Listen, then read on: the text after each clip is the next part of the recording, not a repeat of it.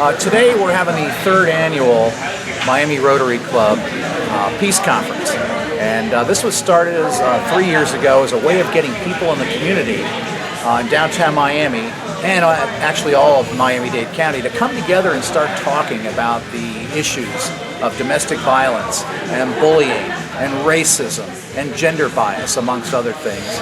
Getting people talking about what's going on in the homes, what's going on in the communities, what's going on in the neighborhoods, their schools, and ultimately what's going on in society alone. So this is a great way for the kids to come together, have fun, have a safe atmosphere, and get involved in activities and engage and talk about important topics.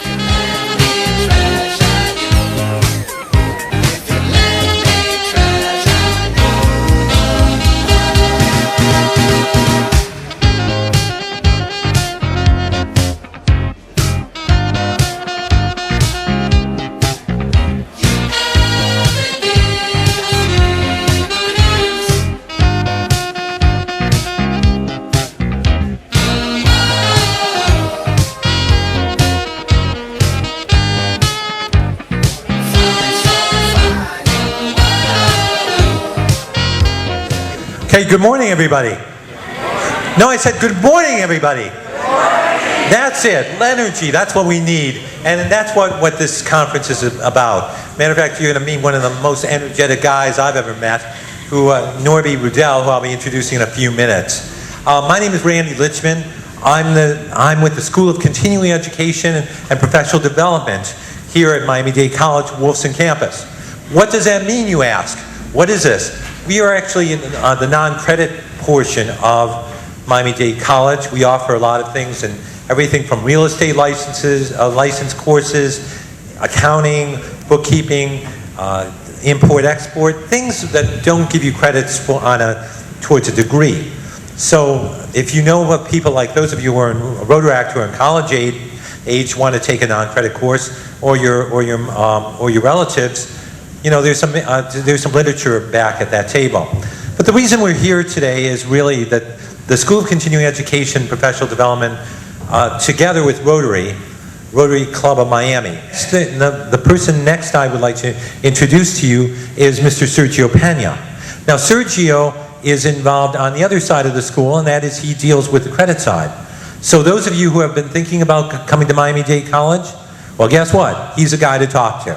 So please help me welcome Mr. Sergio Pena.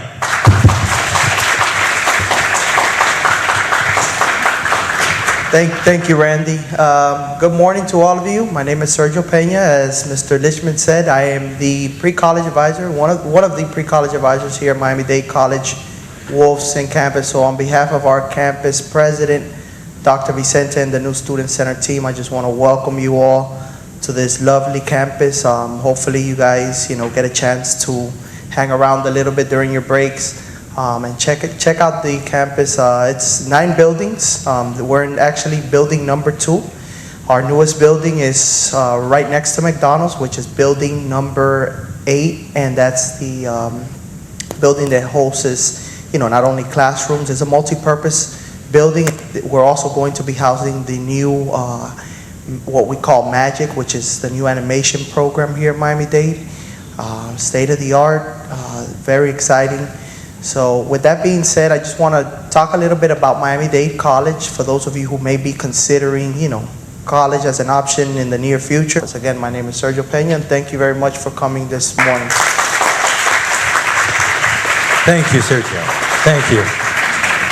Next, I'm going to introduce a wonderful lady, one of the most dedicated Rotarians I've ever met, and she'll tell you a little bit more about what Rotary is about. I mean, it's about service, and many of you who are in Interact and Rotaract know exactly what we're talking about. Those of you who aren't, that's okay. We're glad to have you here too today, because obviously you're interested in the same kinds of things that we are.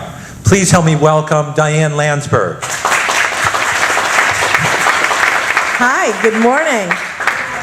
When I look at you guys and your happy faces, and I know that normally on Saturday, don't you just kind of stay into a semi-coma and stay in bed as long as possible?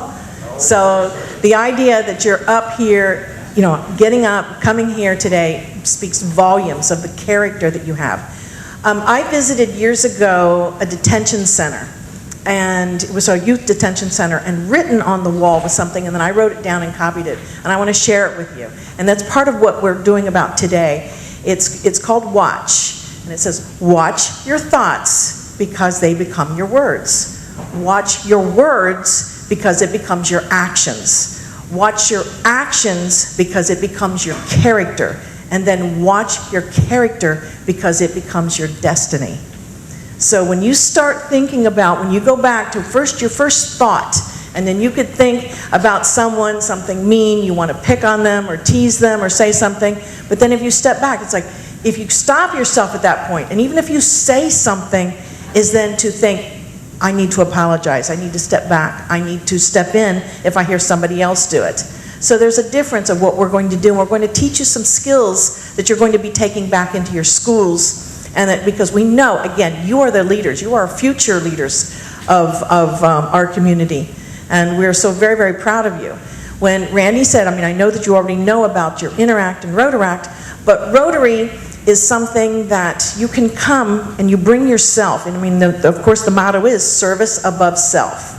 And it's not just about volunteering, and that's a very important part, but it's really knowing that you're stepping outside your comfort zone, your paradigm shift a little bit, and doing things to acknowledge and to assist others that might need it. So thank you very much, and thank you for the pleasure of being here with you today.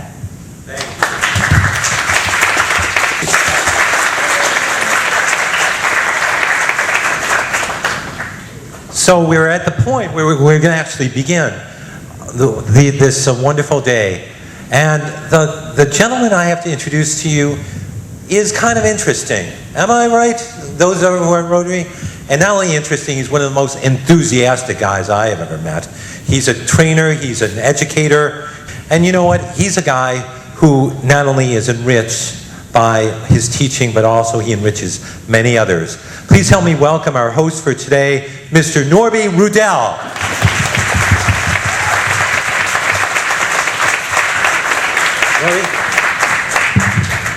Wow, man, I was just like waiting to get started, weren't you?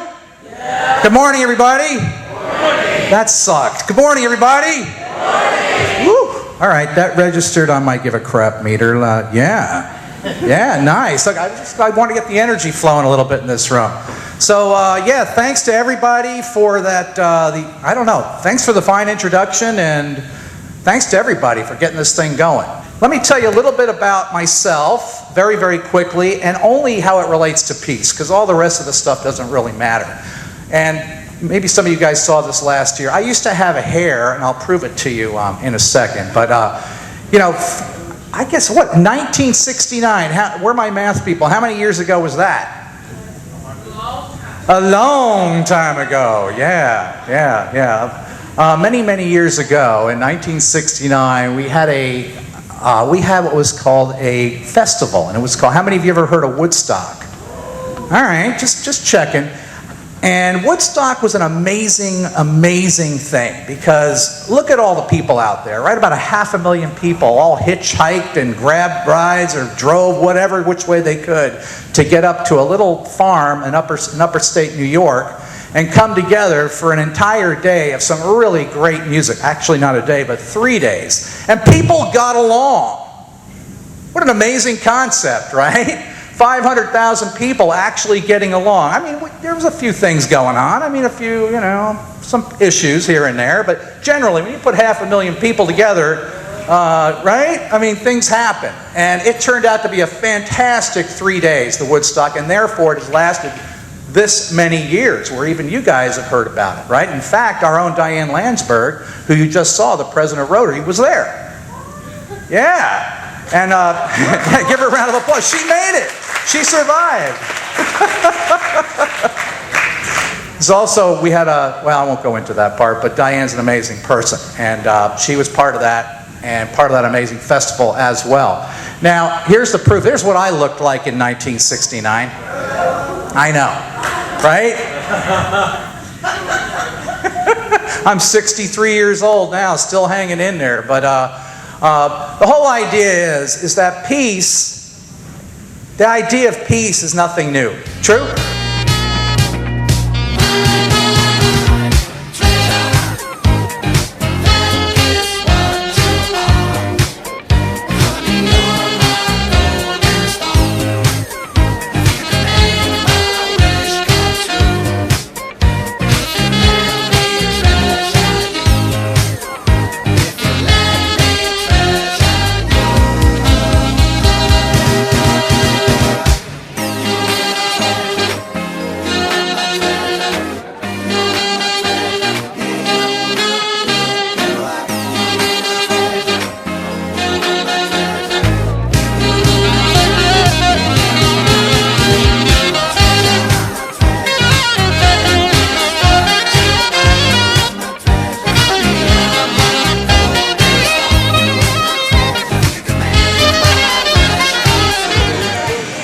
great exercises that we're going to be introducing today to the kids is to work on a project that goes on after the Peace Conference. So what we have going on today is terrific.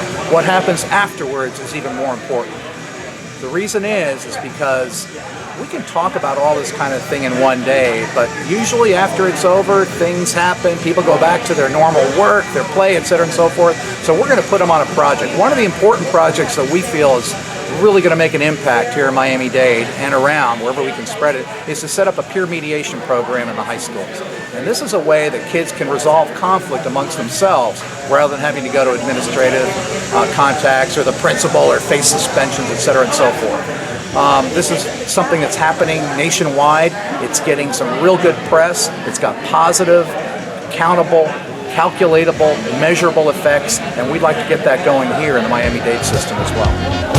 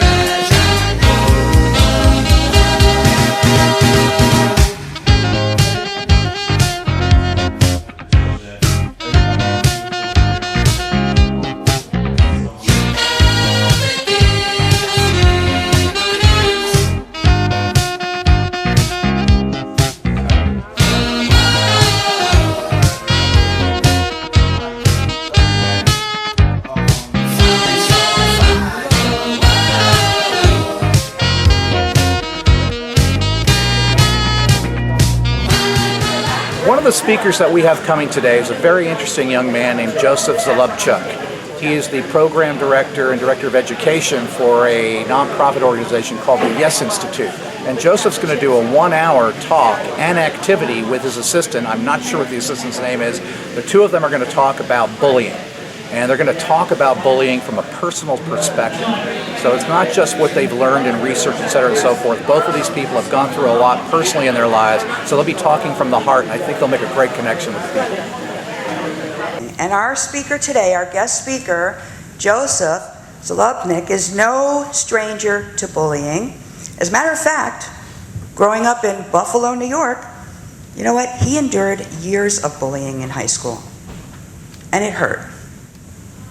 He went to college, and while completing his master's degree in community and social change from the University of Miami's School of Education, he began working full-time for an organization called the Yes Institute. Now, the Yes Institute is an organization located in South Miami, right here, and it works to prevent suicide and to ensure healthy development of all youth through powerful communication and education on gender and orientation. He has been widely recognized for his passionate work and humanitarian service. For example, in 2012, he was the first student to receive something called the Silver Medallion Award from the Miami Coalition of Christians and Jews. Now, that's an organization that's dedicated to eliminating intolerance. Without taking any more time, let me now welcome, let's all welcome, Joseph and Georgihara Sanders. Hi, good morning, everyone. Good morning. I'm really excited to be here and share this Saturday morning with you in this conversation about peace. Like, really, how do we create peace and reduce violence? And when we turn on the news, and I'm sure many of you in your own schools or communities see violence and bullying and intolerance and many other things. So how do we really begin to make a difference? So that's what we're going to be exploring today. And really today is really not about me. It's really about you and what you're dealing with in your school And I'm really here to share with you and facilitate a conversation about how we can support you in making your schools and communities safer and more healthy and whole, so that everybody can really be fully self-expressed and thrive. What are the kinds of bullying that you see in your schools or communities? When people use the word fag, like shut up, you fag. You know, like the original meaning of fag is a bundle of sticks. So you're calling that homosexual bundle of sticks? So what we see from people who study bullying is racial slurs used to be #1 in our schools, and now recently, and this comes from research from the White House's antibullying.gov website and researchers that work with the Obama administration on this. They found that now anti-gay and gender-based slurs are now #1. So it's very interesting that there's been a shift in our recent social culture in the United States. Something I hear a lot in my school is the word thought. And yeah, you've all heard it. You know, it's funny, but it's not, because some girls actually get very, very hurt by it, and they're like, I'm not a whore, and I never slept with a guy. They're just like guys. Like, what's wrong with that? Right. You run like a girl. Yeah, so comparing men to women, like, that's a bad thing. You dress like a hoe. Okay, right. And let me ask you some of these questions. What about, like, even saying, what happens when a young boy is playing on the playground and maybe scrapes his knee and starts crying? What do sometimes people say around him? I can kind of feel for this boy crying in the park right now, because there's this one time where I was throwing rocks, and I was throwing rocks because I think I was trying to get like a kite that I was flying in down from this tree, and it got stuck. So I was throwing rocks, and then my dad was from far away, and he didn't want to help me. He's like, oh, you got it stuck up there, go get it. And I'm like, okay. So I started throwing rocks, and it never fell. And then I threw a rock, it came back, and it hit me in the eye. And then I started crying, and my dad said, para de llorar, maricón, que era tu culpa. And I'm like, okay. Yeah. Well, it's not only with boys, you know how, boys don't cry or anything. Girls at my school, a lot of them do play sports, and a lot of them do get picked on because they're in the basketball team, and they're like, oh, are you a dyke or something like that? So it's not only with boys. Absolutely. Gender and orientation slurs can really impact everybody. Like you said about how people spread rumors, it's what you choose to listen to. And it's like people spread rumors about me, but I still ignore it because I choose to ignore it. And also society should stop judging people by its but don't judge a book by its cover, you know? You gotta meet the person before you can judge them, so. Yes. Yes.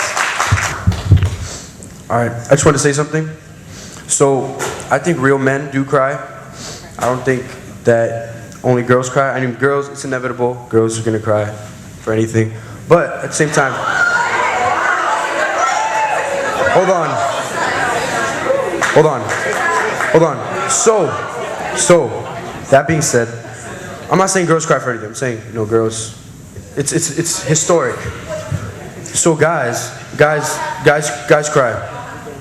Last thing I was gonna say was the thing about girls going against girls. I know a lot of people that say like, because a girl can't do something because she's a girl. Like girls can't, I don't know, they can't be a police officer because they're girls. They can't do this because they're girls. But I think that everybody can do something. I mean, girls can be the president. Girls can be, they can be anything. I mean, so thank you. Awesome, thank you. What I've seen a lot is that one of the biggest problems is that we like to put a gender role to every gender. So if you're a girl, you have to dress like a girl, you have to comb your hair, you have to do all this. And if you're a guy, you have to dress like a guy, maybe wear your baggy pants, whatever, to prove that you are a guy. But you don't have to prove that you're anything, because you are who you are, and people should accept you just the way that is. What our tendency is to do from our schools is when things get a little too heated, they try to suppress everything. And exactly what you said, they immediately put you in like CSI or detention or suspension. So now the person that you had the problem with, you get separated. You never get to have an opportunity to actually have a conversation and work things out. In fact, many students find out that if they just want to get out of class, oh, I can bully this kid, and then they send me home for 5 days. I don't want to be in school anyway. So what are kids learning? What are we teaching kids when we just only punish as a solution to bullying? I was once, I guess you could say that, a person to pick on somebody. Putting in detention not going to change your ways. It's how the person, it's what the person want to do to make him change. Right.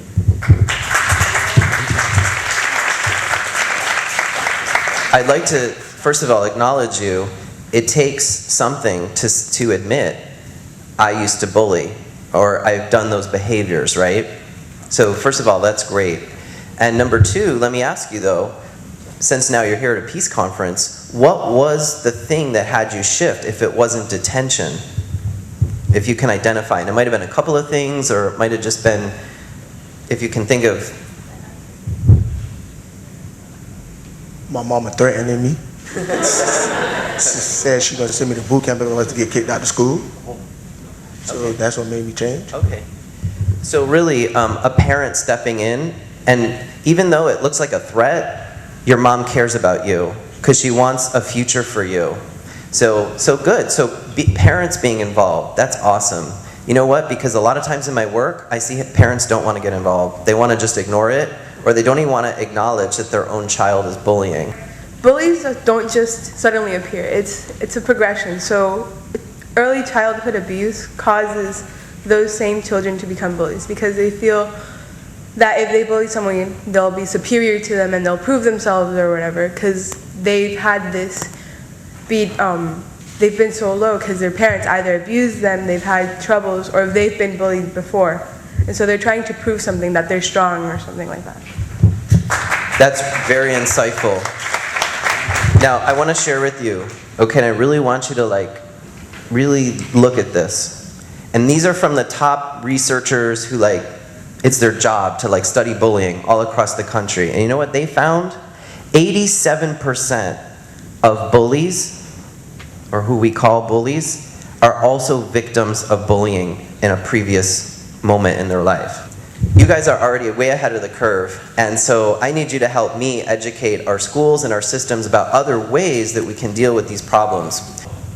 I also have a very special guest that I want to introduce. So this is Johara Sanders, and Johara is a volunteer with YES, and Johara is the director of her own anti-bullying organization called ENVY, stands for National Voices for Education, Equality, and Enlightenment, NVEEE.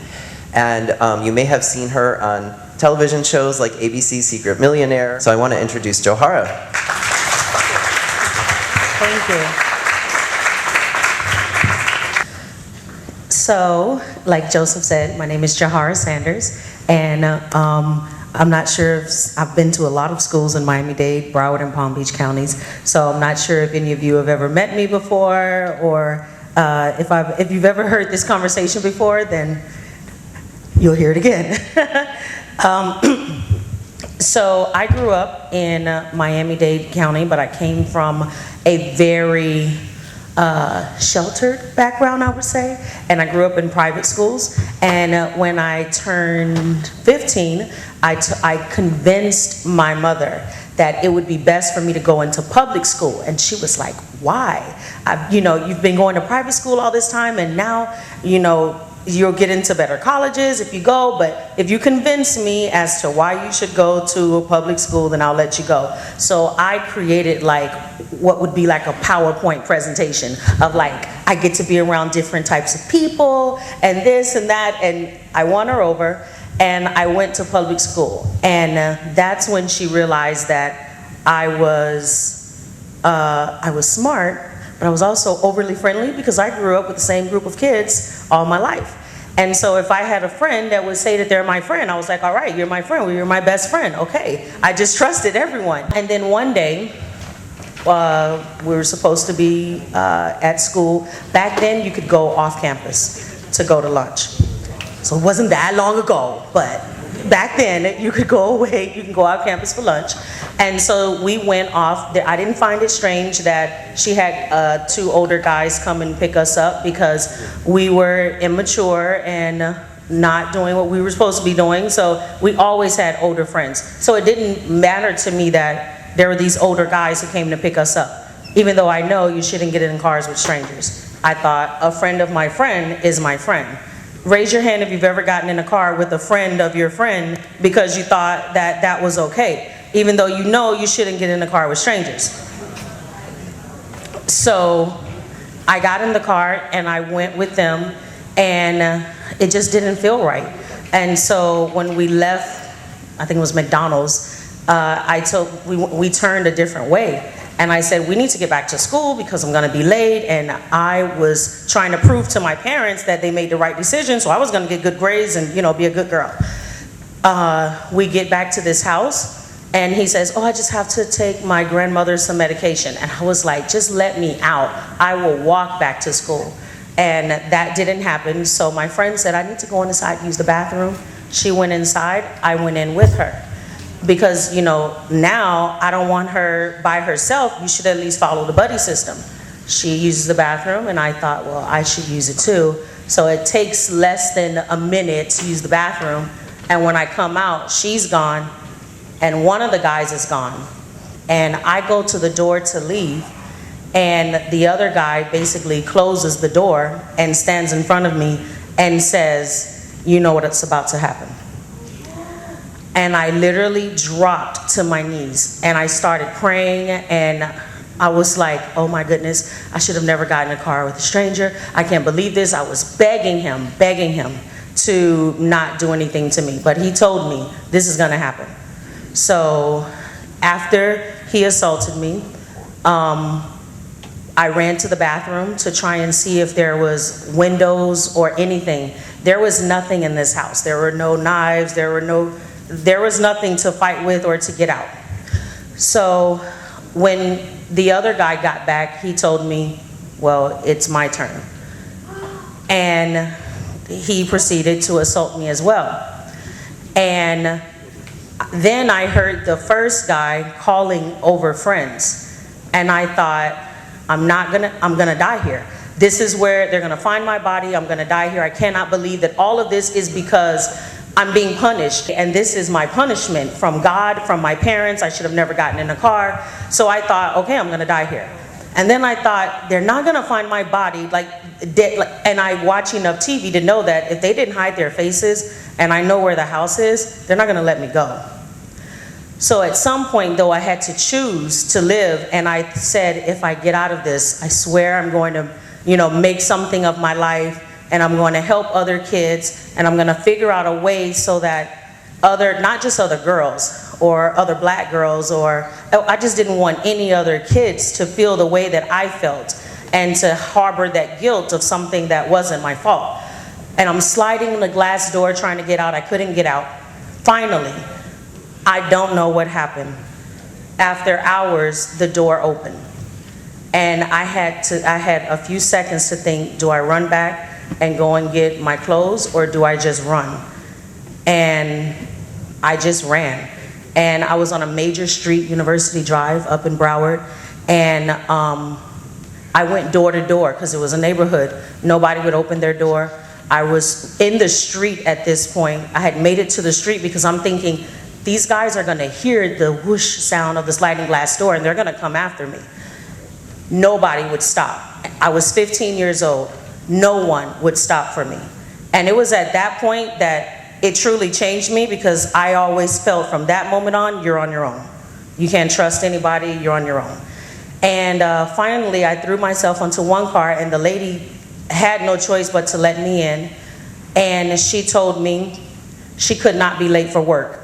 She gave me $1 and put me out of her car across the street and told me to catch a jitney.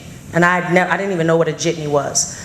So finally this van comes with these guys. I don't know how I got a jacket, because at this point, don't really have on many clothes. And somebody gave me a jacket, and I was, 15, so I was really thin, and the jacket kind of went mid-thigh. And I thought, well, what do you do if you get separated? Our parents, we train each other for we train our kids for what happens if there's a hurricane or a tornado, but you don't train them for if you get separated or if you get kidnapped, what do you do? And we couldn't afford cell phones, so I thought I should go back to the school. I went back to the school because I'm thinking they've got my friend too, and maybe she's dead somewhere. And when I get back to school, it was the bell had just rang, and we had our last class together. And there she was walking out with a group of people laughing. And I didn't want to think what you all are thinking, but I just was so embarrassed. I turned around and I basically ran away from home, because most people, maybe you would go and tell your parents what happened. I had an older brother. Clearly, like, I had resources around me, but I was so afraid that if I told them what happened, I just ran away, and I was trying to figure out, what do I do? A few days later, my friend's mother realized that I hadn't left her house. She took me back up to the school. They called my parents, and instead of them finding out what to do, the school decided it would be an embarrassment for me to be there. So they basically told me, don't come back to school. And my parents didn't do anything either. They just let me sit at home for a year. And I always thought I was a good student. None of my teachers called or showed up. My friends, you know, by the time one person knew, everybody knew. What happened to all my friends? I was always the teacher's pet. You know, what happened to those people? And I thought that if you didn't go to school, the police are supposed to come to your house. Where are all these people looking for me? I'm not in school. Where are all these people? No one ever came. I eventually put myself back in school, figured it out. My parents didn't want to talk about it because, you know, oh my God, I'm leaving out an important part, right, Joseph?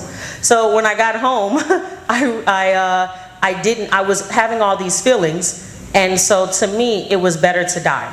And I thought, I'm just gonna commit suicide. I'm allergic to aspirin.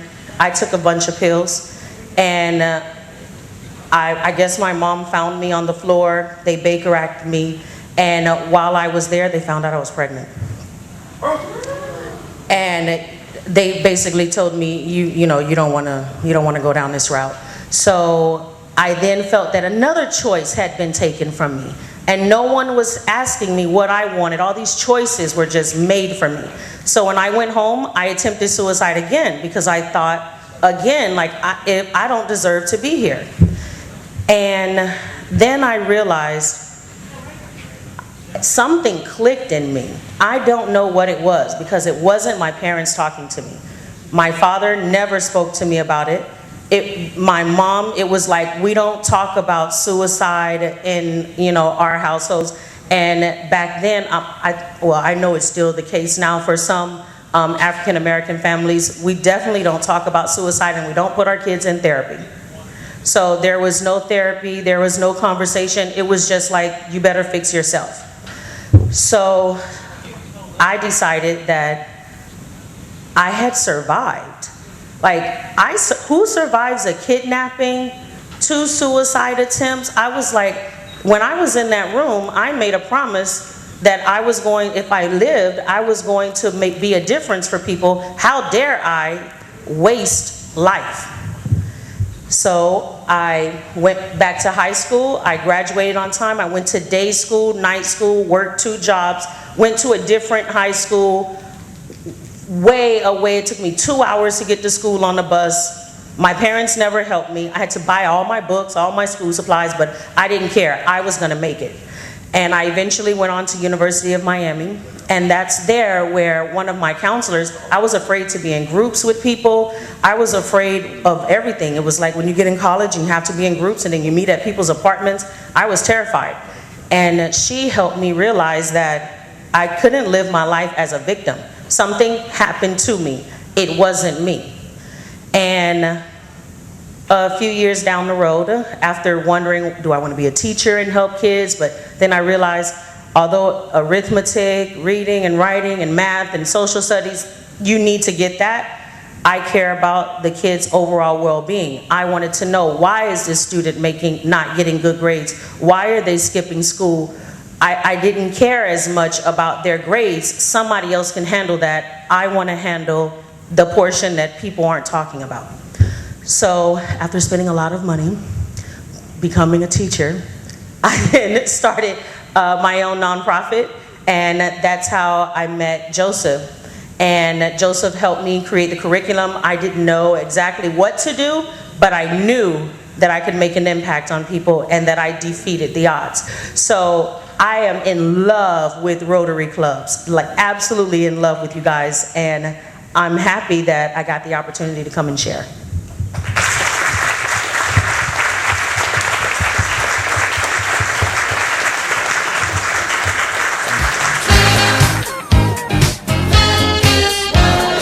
So we have lots of people that are making this event possible. We've got the Miami Rotary Club is a vibrant, energetic club that is constantly thinking of ways they can contribute to the community. This is one of our premier events. In addition, we also have Rotaract and Interact. Rotaract it's kind of like baseball, where baseball has a farm system where the players aspiring to become to the big leagues start out and get their chops down and then become full-blown major leaguers. With the Rotary Club, we have Interact kids. They are the high schoolers. And we have Rotaract kids who are the college kids. They are the young leaders of tomorrow, and they are the ones that are really so important for helping us.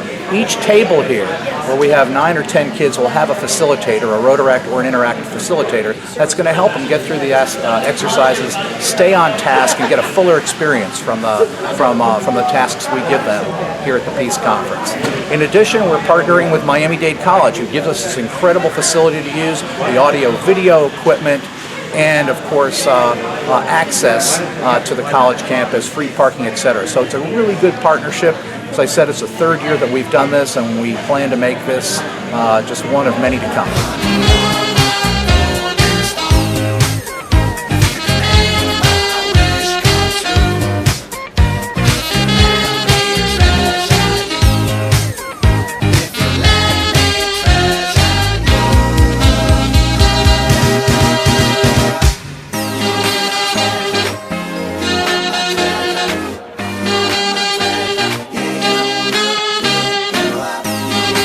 I want to thank you guys so much for hanging in with us and learn a little bit about the Miami Rotary Club Peace Conference 3rd Annual. It's been an unbelievably cool event, lots of fun, and we're looking forward to make it even better next year. And as I said, most importantly, we're going to go out to the community now and actually implement some of the things we've been talking about. Great to see you. Take care. Repeat after me. Our behaviors will set an example for others, and we will seek harmony for ourselves, our families, our schools, and our communities. We vow to strive for peace in all that we do. Amen, brother.